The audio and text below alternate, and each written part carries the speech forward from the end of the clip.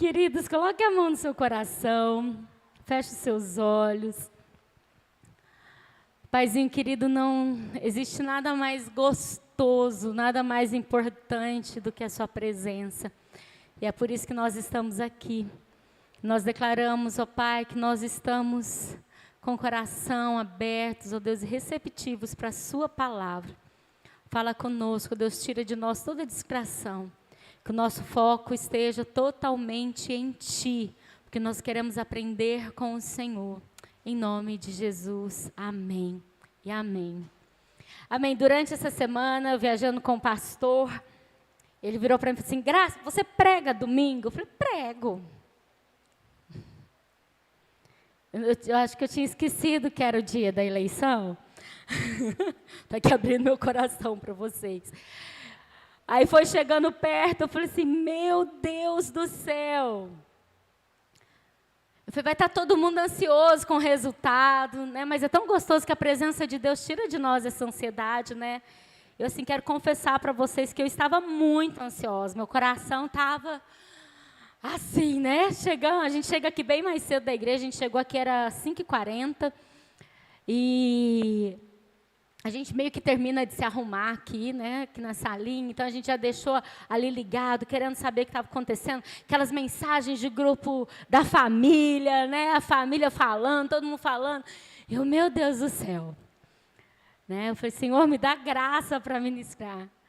E quando eu percebi que era a eleição, que eu falei: meu Deus, eu aceitei pregar num dia desafiador demais. Eu comecei a orar, eu falei: Deus, o que o Senhor quer que eu ministre, né? Eu falei: o que ministrar, né? Um dia, se você for pastor, obreiro, alguma coisa assim, que você vai ter que pregar, você vai ver quanto isso traz um temor no seu coração. E eu: Senhor, o que o Senhor quer que eu ministre nesse dia, né? Eu vou falar sobre o quê? E aí o Senhor falou bem claro ao meu coração assim: você sabia que você é eleita? Eu falei: hã? Falei: Deus, eu vou falar de eleição, no dia da eleição, é isso que o Senhor quer que eu fale, né? E Ele começou a ministrar ao meu coração, e eu quero que você abra comigo a sua Bíblia em 1 Pedro 2:9. Vamos lá, data show, por favor. 1 Pedro 2:9. Uai, gente, a Duda foi arrebatada. Foi não, porque a gente está aqui, né? Ah, agora apareceu. Cadê ela? Não estou enxergando ela. Vocês, porém, são geração eleita, raça eleita, sacerdócio real, nação santa, povo de propriedade exclusiva de Deus, a fim de proclamar as virtudes daquele que os chamou das trevas para a sua maravilhosa luz. Então aqui, a palavra do Senhor está dizendo o quê? Que nós passamos por uma eleição. E você venceu, uns aqui de primeiro turno. Outros de segundo, outros teve o terceiro, quarto turno, né? Que é aquela pessoa que sai e volta, né? Mas mesmo assim o Senhor, Ele não desistiu de você e Ele te escolheu. Quer ver? Se você tiver coragem, quantos aqui foram eleitos no primeiro turno e ficou por aí e pronto, nunca mais saiu? Levanta a mão comigo. Eu sou do primeiro turno. Ganhei de primeiro turno. Segundo turno. Terceiro turno. Vou parar por aqui. O importante é que Deus, Ele não desistiu. Ele continuou confiando, Ele continuou apostando e continuou dando o voto dEle para a sua vida e para a minha vida. Gente, isso é muito importante. Mas para nós entendermos, eu sei que a maioria já conhece esse versículo, é um versículo muito, muito, muito conhecido. Mas para a gente poder entender Por que Pedro estava falando isso? Né? Porque a carta de Pedro é uma carta escrita aos gentios, aos estrangeiros, não era ao povo de Israel. Né? O Arena está na série Peregrinos. Então aqui, Pedro, ele estava escrevendo para os peregrinos, para os estrangeiros. Eles estavam falando, olha, não importa que vocês não são o povo de Israel, vocês não são judeus, mas vocês são uma geração eleita, uma raça eleita. E para a gente entender, então, a gente precisa ir lá para Êxodo 19, 5 e 6. Que é quando Deus falava com o seu povo por meio de Moisés. Eles estavam ali próximos de Sião para receber os 10 mandamentos. E Deus fala assim: agora, pois, se ouvirem atentamente a minha voz e guardarem a minha aliança, vocês serão minha propriedade peculiar dentre todos os povos, porque toda a terra é minha. 6. E vocês serão chamados, serão para mim um reino de sacerdotes e uma nação santa. São estas as palavras que você falará aos filhos de Israel. Volta lá para o 5, Dudinha, por favor. E então aqui, a palavra do Senhor está mostrando aqui para Moisés que aquele povo, eles não seriam mais escravos, mas eles seriam um povo, uma raça eleita. Aqui nessa versão está falando aqui, né, propriedade peculiar de Deus. Só que antes de falar isso, o que aquele povo seria, vem algo antes. Eu gosto, né, quem me conhece aqui sabe, eu gosto de ler, eu leio o versículo do jeito que ele foi escrito, e eu gosto de ler ele de trás para frente. Né? Então aqui tá, né? Vocês serão minha propriedade peculiar, dentre todos os povos, porque toda a terra é minha. Agora, pois, para você ser tudo isso, você precisa ouvir a minha voz e guardar a minha aliança. Vocês serão minha propriedade peculiar. Mas para isso você precisa o quê? Ouvir a voz de Deus. Nós temos uma criança gritando muito lá. Vê lá o que está acontecendo. Elas estão alvoroçadas, né? Você precisa ouvir a minha voz e guardar as minhas palavras. Então aqui, em Êxodo 19, mostra qual a seleção, quais são os critérios que Deus usa para eleger alguém. Para sermos eleitos pelo Senhor, nós precisamos ouvir a voz dEle e guardar a palavra dEle. Guardar os princípios dEle.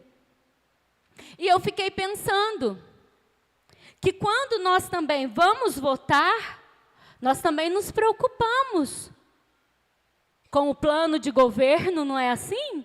O que essa pessoa vai fazer? O que essa pessoa tem para oferecer para que ela receba o meu voto? Quantos aqui fazem isso? Por favor, levante sua mão. Se você não faz, você ainda não entendeu o quão importante é isso, né? Então, nós precisamos ver. E será que nós vemos com esse olhar de Deus? Será que nós observamos e falamos assim, será que essa pessoa está ouvindo a voz de Deus? Será que essa pessoa está guardando os princípios do Senhor? Porque para eu ser uma geração eleita, para o Senhor me eleger, para o Senhor me escolher, para o Senhor botar o voto dele lá em mim, botar lá, né, Graziela, na urna do céu, o que ele atentou foi, deixa eu ver se a Graziela ouve a minha voz. Deixa eu ver se a Graziela guarda os meus princípios. E guardar não é você estudar e botar numa gaveta. Guardar a aliança, guardar os princípios, é você colocar em prática aquilo que você sabe. É por isso que não existe pastor sem ovelha. Né? Existem algumas pessoas que se intitulam pastor, mas que elas não têm ovelhas. Um pastor, ele precisa ter o quê? Ovelha. O que faz do pastor um pastor? Ele cuidar de ovelhas, não é assim? Um professor, ele é professor se ele tiver alunos. O que mais? Fala aí alguma coisa. Um médico, um doutor, ele precisa de pacientes. Eu me formei em contabilidade. E quando eu me formei, eu renunciei à minha formação e eu fui trabalhar na igreja. Foi algo que senti muito de Deus, com o aval do meu marido, que na época a gente era, acho que estava noivo, né, se eu não me engano, ou namorando, alguma coisa assim. E eu não tirei o meu CRC. Eu sou contadora, gente. Me bota no escritório de contabilidade hoje. Faço nada, meu marido paga contador para a empresa. Entende? Por quê? Porque eu não exerço, porque eu não... E eu tinha na época, né, eu já tinha todo um projeto de montar o meu escritório de contabilidade, de ganhar meu primeiro 1 milhão. Quem é desses, né? Eu tinha esses planos, gente. Eu tinha. Então, eu posso falar que eu sou pastora, posso ou não posso? Posso, né, gente? Eu posso falar que eu sou mãe, porque eu exerço, porque eu tenho filhos. Mas eu posso falar que eu sou uma contadora, gente? Meu marido fala que eu sou contadora de história, né? Não sou, porque hoje eu não sei fazer mais nada, né? Então é assim. Eu preciso colocar em prática aquilo que a palavra de Deus me ensina. E algo que Deus tem falado muito ao meu coração ultimamente é que nós precisamos ser amigos de quem é amigo de Deus. Cadê as mulheres aqui que gostam de ter amigas, né? Eu acho que mulher tem mais essa necessidade do que os homens. E às vezes eu oro, né? Às vezes eu fico lá em casa meio carente, amiga e tal. Né? Minhas amigas estão em Ribeirão. Eu falo, Deus, queria tanto uma amiga aqui e tal. Né? E eu falo, né? Uma vez eu falei para o pastor, acho que eu vou arrumar um emprego, vou fazer uma faculdade para conseguir uma amiga fora da igreja. Só que não é isso que Deus quer. Deus quer que nós sejamos amigos de quem é amigo dele. Nós precisamos, isso não quer dizer que a gente não pode ter relação fora, né? Relacionamento fora. Mas nós precisamos querer para perto de nós pessoas que vão falar a mesma linguagem que nós.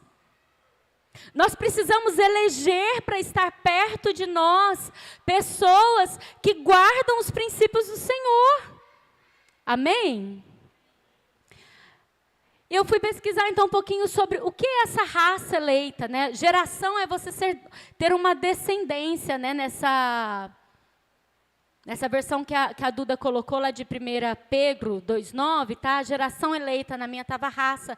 Mas a geração é você ter uma descendência, né? Eu sou da geração, hoje, a hora que eu fui votar, a mesária virou para mim e falou assim, você é parente da Cláudia Prisco? Que é uma pessoa daqui de Rio Preto. Eu falei, não, mas você acredita que quando eu mudei para Rio Preto, ela entrou em contato comigo para saber se eu era? Né? Eu falei, a gente até viu a foto, ela mostrou a foto do avô dela, eu mostrei a foto do meu avô, e a gente acredita que os nossos avós eram irmãos, né, e tal. Então, assim, a minha descendência é dos Priscos. Eu faço parte de uma geração. E aqui fala que nós somos a geração eleita por Jesus, a raça eleita. Nós somos pessoas que fomos alcançadas e chamadas para servir e para sinalizar, ou seja, para refletir, né, para mostrar o reino de Deus. Povo eleito pelo próprio Deus, lá em João 15,16, Duda. Deixa eu aproveitar para tomar água. Olha o que a palavra do Senhor diz sobre você ser eleito. Não foram vocês que me escolheram.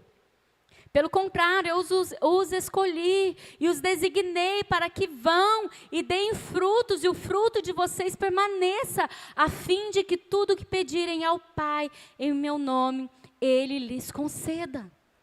Então você é uma geração eleita, porque Deus te escolheu. E a palavra de Deus diz que Ele nos escolheu desde o ventre da nossa mãe. Independente de qual a idade que você se converteu, desde o ventre da sua mãe você foi escolhido. E o que é sacerdote real? Sacerdócio real. Sacerdote era o único que podia entrar na presença de Deus.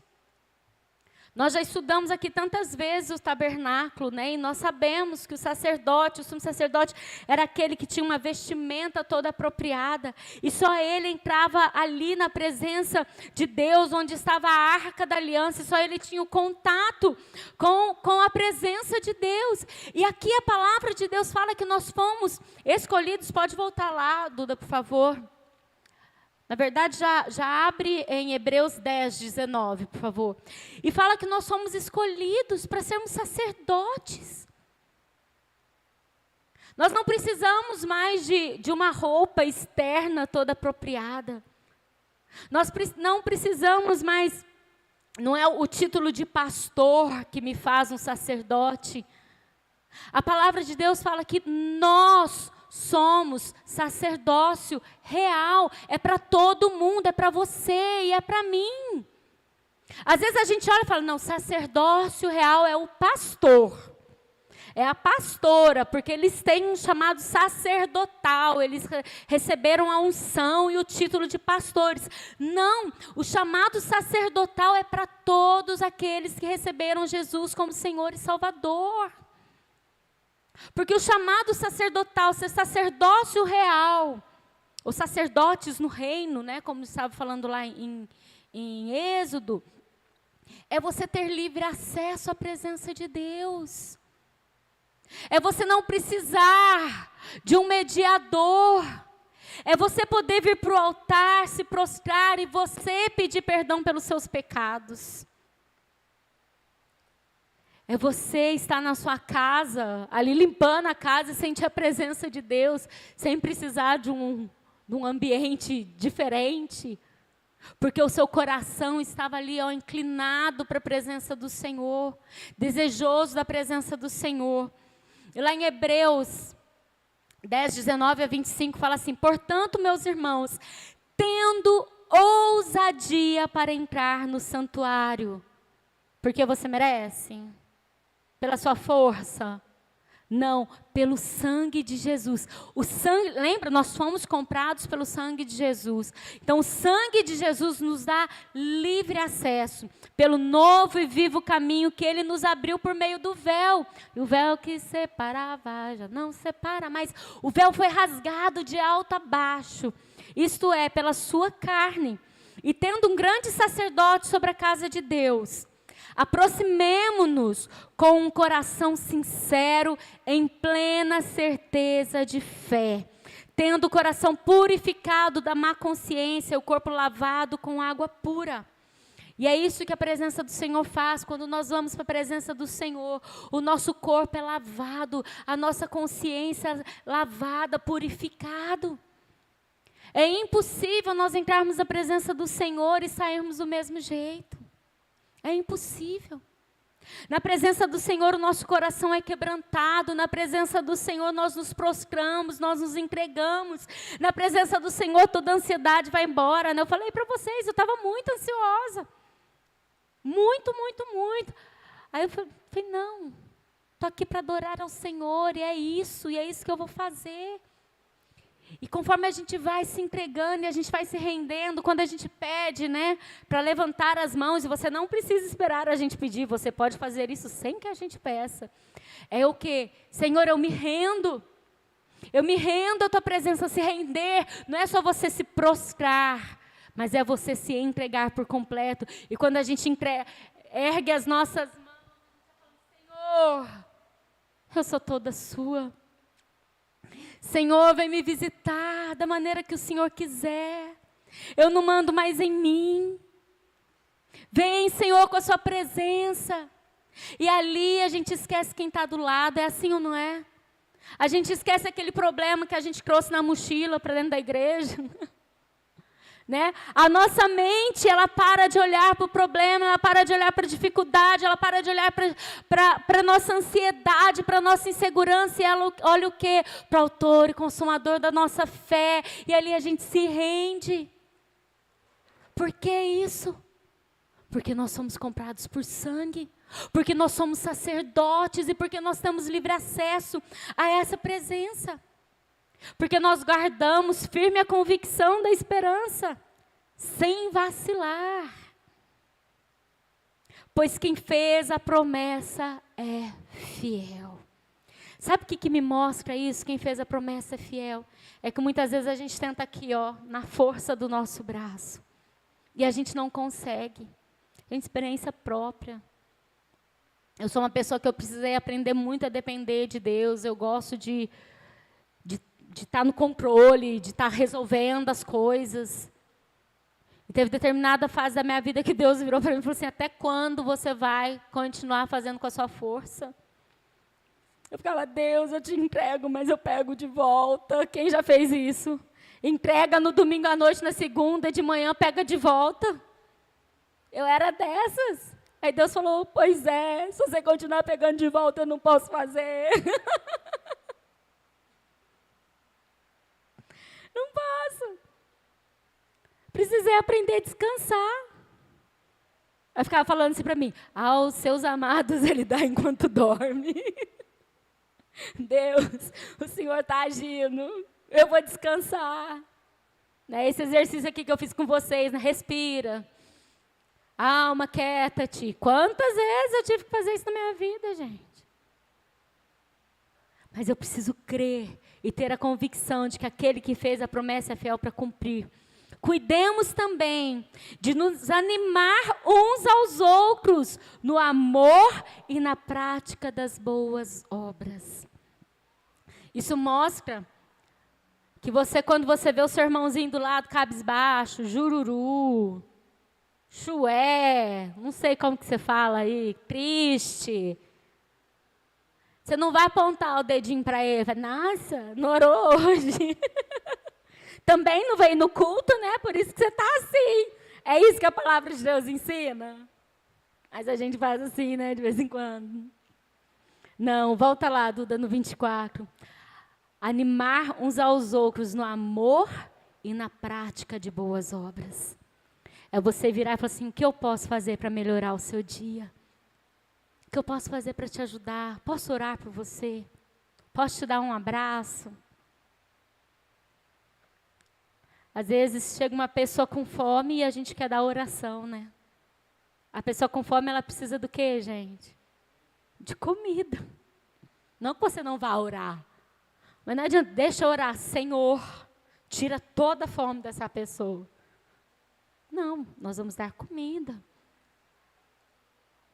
Tem uma pessoa, aqui até um exemplo bem ruim, assim, mas já foi em velório? Quem aqui já foi em velório? Qual é uma das maiores preocupações quando a gente vai no velório? O que eu vou falar para a pessoa? Então, vou te ensinar um segredo. Não fala nada. Esteja perto. Abraça. Leva um copinho de água. Pergunta se ela quer um cafezinho. Se ela precisa de alguma coisa. Se ela precisa que vá na casa dela, limpar a casa dela. É isso. Não adianta falar assim, mas agora está descansando, né? A gente fala assim, não fala? Será que quem perdeu alguém quer ouvir que agora está descansando? A vontade, né? Acho que dá vontade de falar assim, mas podia descansar na minha casa, do meu lado, né? Depois acordar e passear comigo, né? Então, às vezes, a gente fica muito preocupado em que falar. E as nossas atitudes, elas precisam o quê? Atitude de amor, com práticas. Ver a real necessidade daquela pessoa.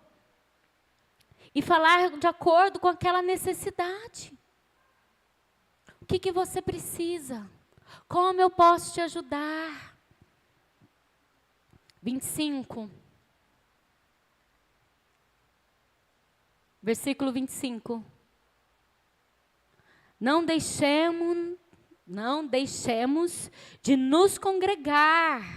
Fala, de ir à igreja. Isso, de vir, né? Que a gente já está aqui, né?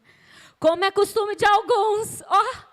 Tanto tempo atrás já era costume de alguns, gente. Deixar de congregar, como assim? Então quer dizer que não é a pandemia, né? É porque é costume.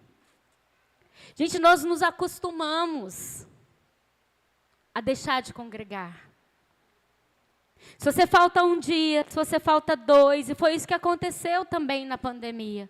As pessoas acostumaram a ficar sem congregar, a achar que o online era suficiente. Muitas vezes sabe que não é o suficiente, mas é cômodo. Então, não deixe, como é de costume, não permita que o deixar de congregar, seja no culto de terça, de domingo, na célula, vire um costume na sua vida. Porque isso vai enfraquecer a sua fé. Isso vai fazer você olhar para o outro lado e não para o lado de Jesus. Pelo contrário, fazemos admoestações. Ele está falando aqui, alerte as pessoas, ainda mais agora que vocês veem o dia se aproxima. Então, ao invés de deixar de congregar, nós precisamos ser aqueles que alertam aqueles que estão deixando de congregar, para que eles venham. Mas aí volta a prática de amor. Será que essa pessoa deixou de vir porque está precisando de uma carona? Está precisando que você faça uma visita na casa dela? Que você chame ela para um cafezinho? Ah, mas eu não sou pastor. E quem falou que eu sou pastor que faz isso, gente? Posso falar? Tem momentos que Deus vai te usar mais na vida da pessoa que está aí do seu lado do que vai usar a mim e o pastor. Porque você tem acesso a uma área da vida dela que nós não conseguimos como pastores. Quer ver? Quem aqui se abre mais facilmente com um amigo do que com um pastor? Que você está todo dia conversando. Levanta a mão. Que você fala, ai gente, quem não levanta a mão tem amigo não. Vamos atrás de uns amigos. Né? Por quê? Porque você está com a pessoa todo dia, a pessoa te conhece. Então, vá atrás, olha quantas cadeiras, tudo bem, hoje é um dia atípico, né? Algumas pessoas realmente decidiram ficar em casa para ver o resultado da eleição. Como se isso fosse mudar, né, gente? A hora que a gente voltar para casa, o resultado que ela ficou esperando é o mesmo que a gente vai ver, sim ou não? Então, vocês fizeram a boa escolha, escolheram a melhor parte, isso de vocês não será tirado em nome de Jesus. Amém? Mas olha aí. Essa cadeira que está do seu lado. Né? Se não tem uma cadeira do seu lado vazia, olha ali para trás, que para trás tem. Quem que poderia estar nessa cadeira? Qual é a pessoa que foi eleita por Deus, assim como eu e você, e que não está aqui? Que está deixando de congregar, que está deixando a sua fé diminuir, a sua chama ser apagada. A gente acabou de cantar uma música aqui que fala da chama. Vem fazer o que nem... Como que é? Não, que fala da chama. Ah, não, né? Isso é de chamar, não de chama. Chama de fogo. Teve uma que a gente cantou, enfim, do fogo, alguma coisa assim. Vai cantando aí na mente de vocês, vocês lembrarem, vocês me falam. E eu falei, gente, o fogo, ele alastra, não é? Hoje a gente foi assar uma carninha em casa, lá só com a família, bem gostoso. E o pastor é bem delicado na hora, vou expor meu marido aqui um pouquinho. Ele é muito delicado na hora de acender a churrasqueira. Quem já viu ele acendendo, né? O Abelino já viu, ó. O Ju já viu. Aí ele tacou, né? O fogo botou lá de longe. Ele tacou muito fogo. Álcool, tacou álcool, fogo. E tacou lá o negócio, como chama? O fósforo. A hora que ele tacou o fósforo, ele só fez assim, eu estava longe ali lavando, né? E ele assim, e assim no braço. Ah, que você queimou o braço, né, pai? Espelhinho, não, não. Porque o fogo, né, oh meu Deus, o fogo ele alastra. Se você tiver com uma velinha apagada, e eu tiver com uma vela acesa, se eu colocar essa vela pertinho de você ali, ó, da sua vela, o que, que vai acontecer? Vai acender, não vai? Quem aqui está em chamas por Jesus? Né, já viu aquele desenho lá Os Incríveis? O menininho em chamas? A gente tem que ficar em chamas por Jesus. Só que a nossa chama não é só para nos queimar. Ela precisa alcançar a pessoa que está do lado. A pessoa que está na frente, que está atrás. Então, nós temos esse privilégio de entrar na presença de Deus como sacerdotes. E o sacerdócio real, ele é a chave do mundo espiritual que te leva à dimensão do Espírito. No nosso natural, sem conhecermos ao Senhor, sem entregarmos a nossa vida para o Senhor, nós não conseguimos entrar na dimensão espiritual. Mas quantos aqui hoje, durante o louvor, durante a oração, conseguiram entrar na dimensão espiritual? Gente, eu não sei você, mas parece que a gente é tirado da terra, né? Não sei. Né? Sabe aquela música assim? Não sei se a igreja subiu ou se o céu desceu. É assim. Mas esse acesso nós temos porque nós somos sacerdotes. Fala assim, eu sou um sacerdote de Deus. Você entende isso?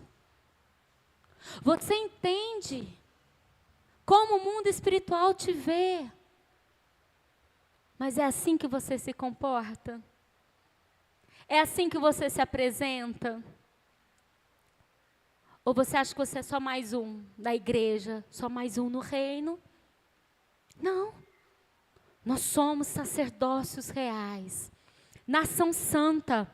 Nós somos separados para servir a Deus e essa é a nossa real ocupação. Hebreus 12, 14. E eu estou terminando, de verdade. Falei que ia ser rápido. Procurem viver em paz com todos e busquem a santificação, sem a qual ninguém verá ao Senhor. Então a palavra de Deus nos chama do quê? De nação santa. Por quê? Porque sem santidade ninguém verá ao Senhor. Somos eleitos para viver em santidade. Quem aqui sabe o que significa ser santo? Ser separado. Ser santo não é alguém capaz de receber adoração, porque este santo só existe um, Jesus Cristo, que é digno de ser adorado. Só Ele. Mas nós somos santos por sermos separados. Separados por Deus. E Ele fala que você é o quê? Nação santa, você é uma nação separada. E propriedade exclusiva. Quem é que gosta de exclusividade? Eu amo. Eu amo exclusividade. Tipo assim, tá comigo? É comigo que você tá. Não tá comigo com o celular na mão, não. Né? Eu lembro uma vez que eu tinha uma roupa que eu gostava muito. Aí estou um dia no culto, ainda lá na Redentora, adorando ao Senhor, de repente abro o olho, uma pessoa com a mesma roupa que eu tinha, que eu gostava muito. Falei, poxa vida, isso que dá a comprar nessas lojas, né? Aí eu dei o vestido para minha mãe. Minha mãe não te serve? Eu falei, serve, mas se uma pessoa na igreja tem o mesmo vestido, já pensou se eu vou? Não tem problema. Uma vez eu fui madrinha de casamento e de repente chega uma discípula minha que ia ser madrinha com o mesmo vestido, a mesma cor. Nós tínhamos comprado no mesmo lugar. A hora que eu olhei, eu falei, não acredito. Eu falei, eu tenho duas opções. Fugir ou levar na brincadeira, porque era em outra cidade, não tinha nem como voltar para casa e trocar de roupa. Nem sei qual cidade que era. Lembra? No casamento da Anali, do Fábio. Aí, o que eu fiz? Fui lá na minha discípula e falei, caraca, a gente está com a mesma roupa.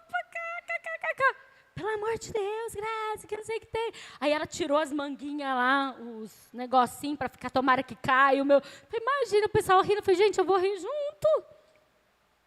Né? Então tem hora que realmente não tem como. Mas para o Senhor, nós somos exclusivos. E sabe o que é ser exclusivo? Ele não te divide com ninguém. Né? Nós temos empresa e às vezes a empresa que nos contrata, ela quer o quê? Exclusividade. Olha, só que você só vai poder fazer esse serviço para mim, não pode mais pegar nenhuma empresa. Aí você tem que pensar, o que eu vou ganhar com isso? Será que se eu estiver em Ribeirão, a gente tinha exclusividade com uma empresa lá, com uma empresa X, era só ela, não podia pegar nada fora. E não pode. Só que é interessante que quando a gente pensa por esse jeito, se eu for escolher alguém para ser exclusivo, eu escolhi o meu marido para ser exclusivo na minha vida, né?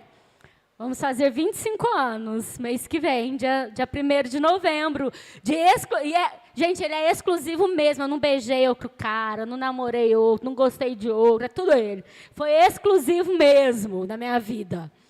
Né? Eu escolhi ele para ser exclusivo, mas para eu escolher ele, eu só não olhei só, nossa, ele canta bem. Foi a primeira coisa que me chamou a atenção, foi vê-lo no altar.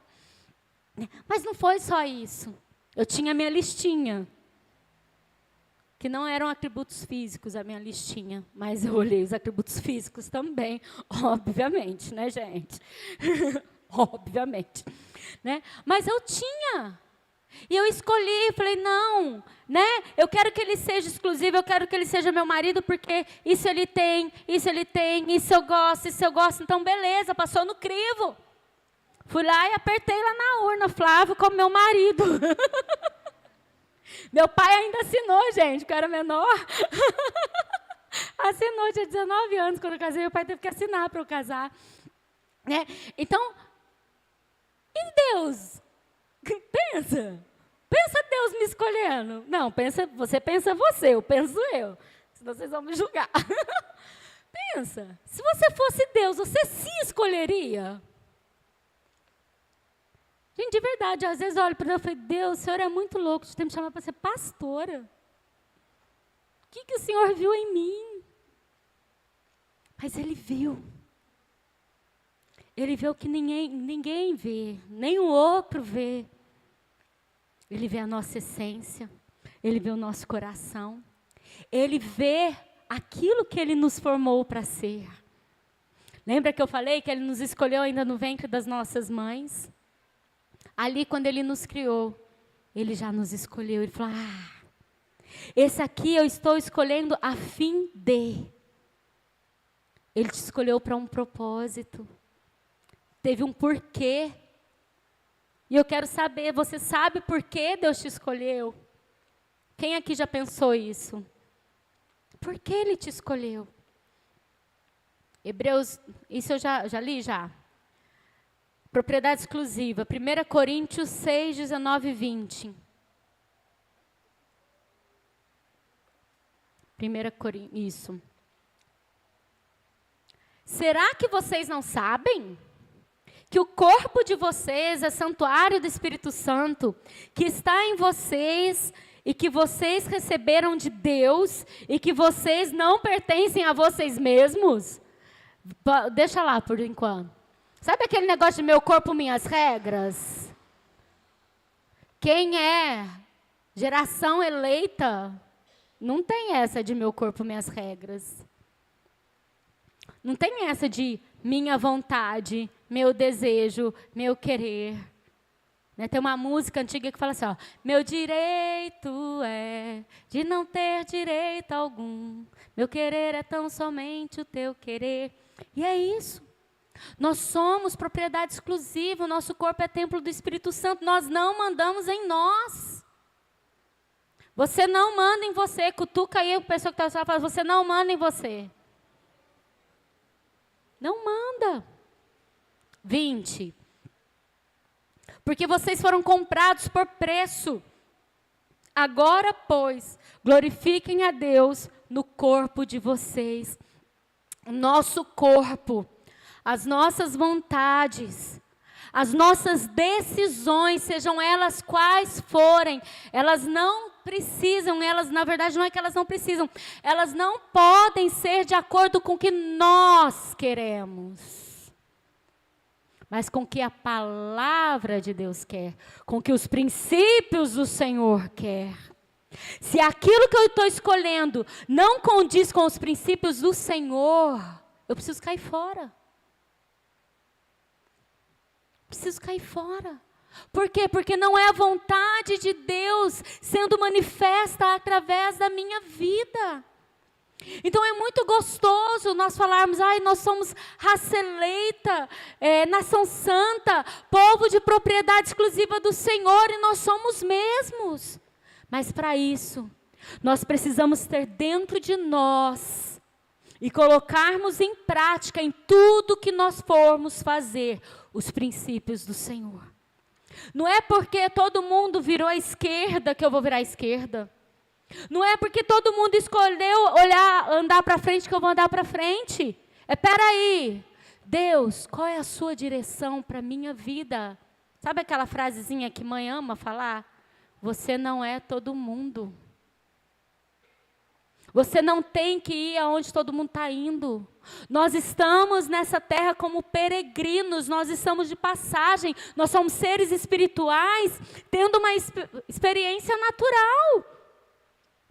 As nossas escolhas precisam demonstrar a vontade de Deus nas nossas vidas.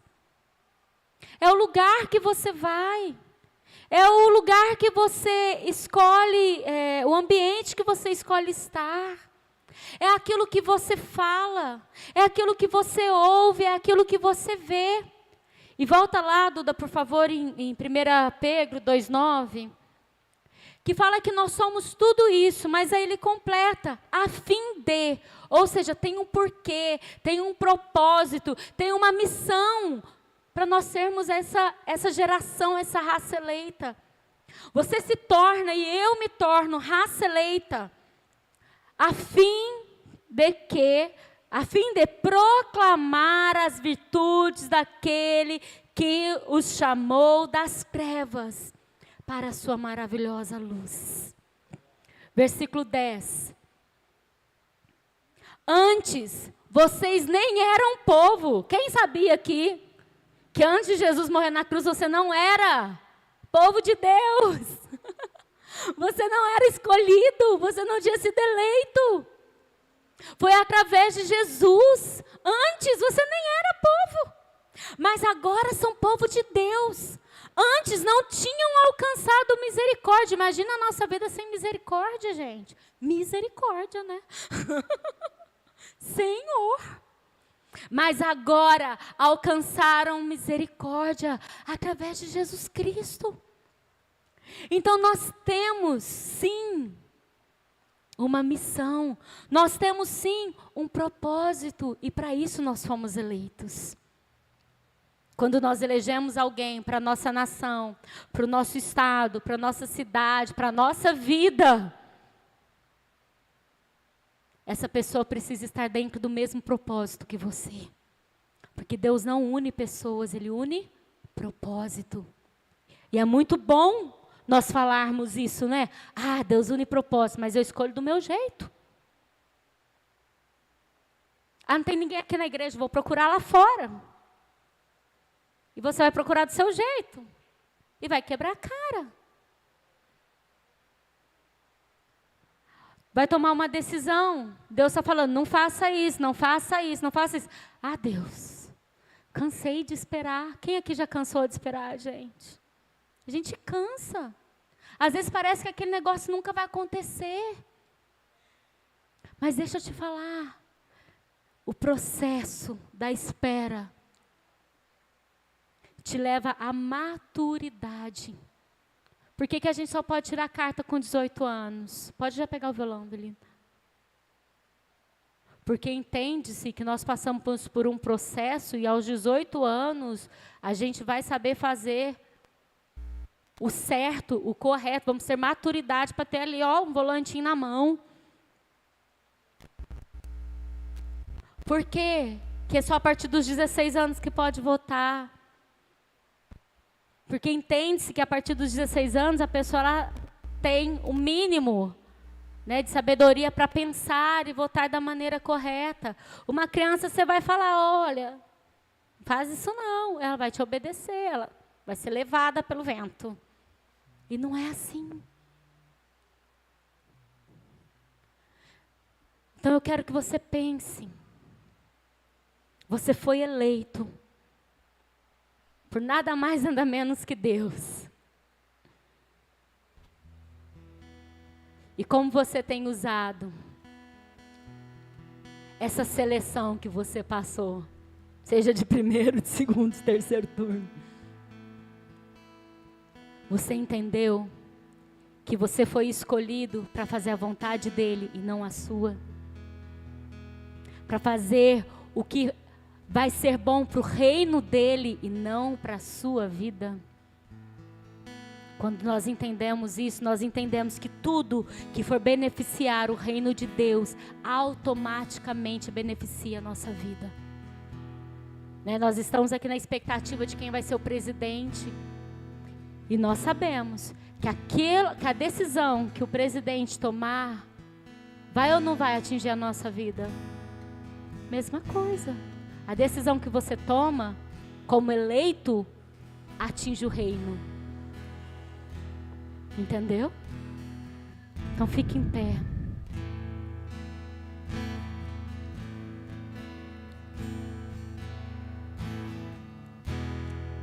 Põe lá em 1 Pedro 2,9 de novo, por favor.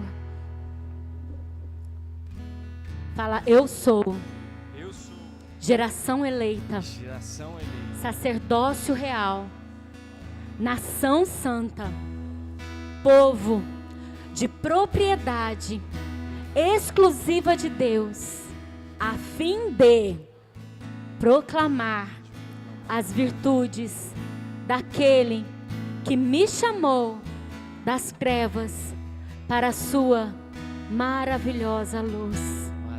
Feche os seus olhos. E eu quero que você pense nisso. Que Ele te tirou, te chamou das trevas e te trouxe para a maravilhosa luz. Ele te escolheu. Ele não te escolheu porque você é perfeito. Ele te escolheu porque Ele te ama, porque foi Ele que te criou e Ele não abre mão de você.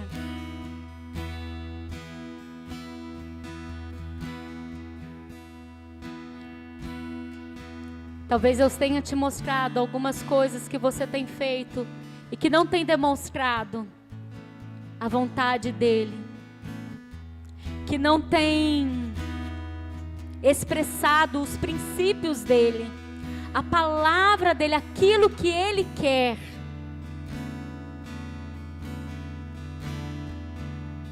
Ser perseverante é diferente de ser teimoso, viu? Às vezes a gente fala assim, mas é que eu sou perseverante. Na verdade, nós estamos sendo teimosos.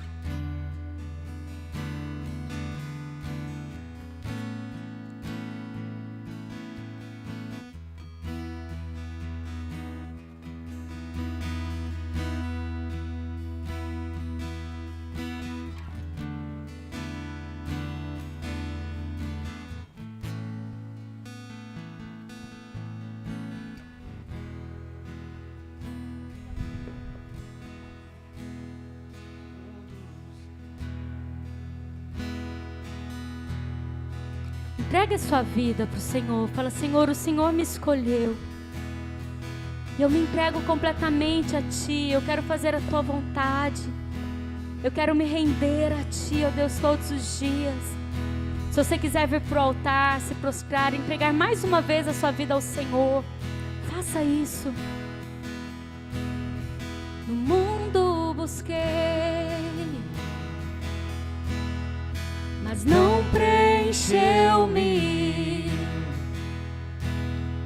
Canções tão vazias, tesouros que um dia se consumarão. Então você veio, olha o que ele fez, e me trouxe pra perto. E todo desejo é satisfeito em seu amor. Não há nada, nada melhor, não há nada, nada melhor, não há nada, nada melhor que o meu Deus. Não há nada, não há nada, nada melhor, não há nada, nada melhor, não há nada, nada melhor que o meu Deus. Eu não tenho medo de expor minhas fraquezas, defeitos e falhas não vou esconder. Um amigo encontrei, o Deus das montanhas, é o Deus dos vales,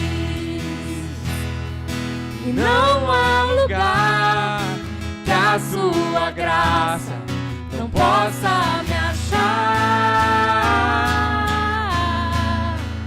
Não há nada, nada melhor, não há nada, nada melhor, não há nada, nada melhor que o meu Deus. Não há nada, não há nada, nada melhor, não há nada, nada melhor, não há nada, nada melhor que o meu Deus. Não há nada melhor, Senhor, do que te servir. Não há nada melhor do que ser escolhido pelo Senhor. Eis-nos aqui, Senhor. Eis-nos aqui, Pai. Como geração eleita, sacerdócio real, nação santa, povo de propriedade exclusiva do Senhor, para proclamarmos as tuas virtudes e declarar tudo aquilo que o Senhor fez e tem feito nas nossas vidas. Nos entregamos a Ti, Pai, em nome de Jesus.